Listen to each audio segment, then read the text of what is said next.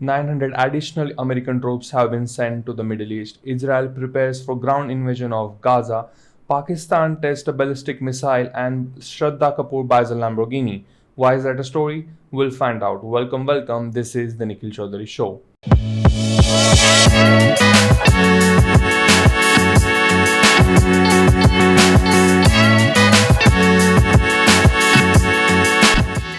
Now, the war in the Middle East is soon to escalate further.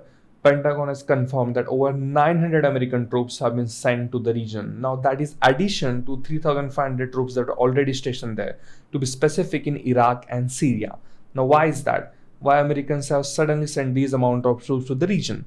Now, the thing is, ever since this Israel-Hamas war has broken out in the Middle East, there are over 12 instances of American personnel, American military targets, as well as bases getting attacked by the Iran-backed groups in Syria.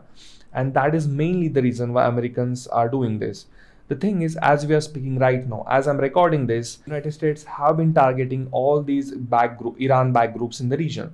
They have been doing airstrikes in the region. They have been doing airstrike in Syria as we are speaking. They are trying to eliminate these targets who have done attacks against them in the time of last 7 days or something. Now, this does not look like de-escalation to me at all, because the thing is, if United States is doing that, that means Iran will do something in retaliation, and that looks like more chaos to me in the region. The more parties get involved, the more groups get involved, it's soon likely that it will going to turn into World War III, and we don't want that. So let's hope that the situation will de-escalate soon, and then we can finally have at least peace in the other region other than the Israel and Hamas thing. Because the thing is, Israel has all the right to defend itself and to eliminate Hamas from its existence, and that's not going to stop. There is not going to be ceasefire in the region, but I just hope that other parties does not get involved. Let's just keep this to Israel and Palestine only, and let's not involve Lebanon, let's not involve Iran, let's not involve US, and this does not look likely right now. Now, speaking of Israel, let's turn our attention to the Israel-Hamas or Israel-Palestine war. So the thing is, Israel have been preparing for ground invasion for weeks, but Netanyahu has been delaying that. The thing is, he cannot delay more, because at the start of the conflict, everyone was in Israel's favor, even the Muslim countries in the region, because the attack by Hamas was so horrific that everyone was behind them. So international players in the region were behind them. They had their full support. But the thing is, after that, Israel has done plenty of airstrikes in Gaza.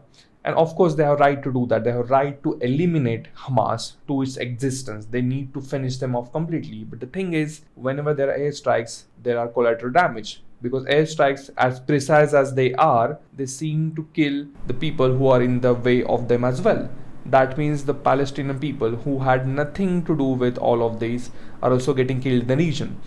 And because of that, there is a lot of international pressure on Israel to stop these attacks or stop these airstrikes and do the ground invasion instead, because ground invasion can be more specific. But the thing is, even if it's specific, it can be very complex, because the Gaza seems like it's a small piece of land, and it is a small piece of land, but the thing is, it's filled with a lot of tunnels, because Hamas has tunnels all over the place, and Israel needs to prepare for that. Israel needs to prepare for that massively. Because the thing is, if they get into the region, Hamas is going to use all the wildest tactics they can. They're definitely going to hide behind children. They are definitely going to hide behind women. And they are going to use mosques and hospitals and everything to do their fighting. And that is addition to all the tunnels they have. And the thing is, the tunnels thing or the caves in general haven't done good for the Western countries whenever they have invaded the other parts. We have good example of what happened with US when they invaded Afghanistan. The reason Al-Qaeda took so many years to be defeated, because they were so good with the caves. And Hamas is definitely more prepared than that. They have these tunnels all around the city, and they have control of it, and Israel has no idea where they are. They have some idea because they have all these advanced systems in the region and everything, but it's really complex, and that's why Israel is taking so much time. But the thing is, they need to move quickly, because the international pressure is building on.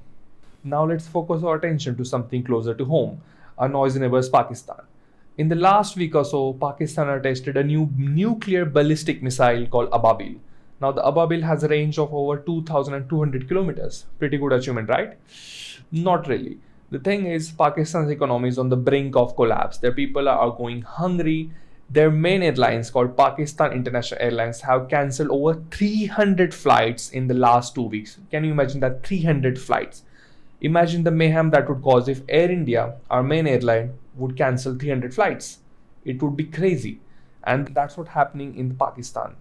And the reason for these cancellations is that they don't have fuel for all these airplanes or these flights, they don't have fuel for it. But they suddenly seem to find fuel for all these missile testings. And that is the main reason why you should get your priorities straight. First, focus on your country, making sure that people are well fed, making sure your economy is at least stable, if not going up, and then try to do all these defense practices you are trying to do. Now let's move our attention to our last story of the day. Now, Bollywood actress Shraddha Kapoor has bought a Lamborghini and she's getting massive hate for it on social media. Why is that? Let me take you back 1 year ago. There was a forest conservation campaign going on in Mumbai called Save RA. The RA is the name of the forest and it was going to get cut down because there was plans to build a metro lines there to provide better infrastructure so people can get around in that area. It was basically good for the people in that community. And there were protests going on, and one of the leaders of its protest, or the prominent faces of this protest, was Shraddha Kapoor, because apparently she cares so much about the environment. She cares about the climate change. Now, I don't care about the climate change as much as other people do, because I think it's a bit of a hoax. It's not exactly what they tell us to be. I don't think changing a lifestyle massively is going to impact environment that much, and there are studies to back it up.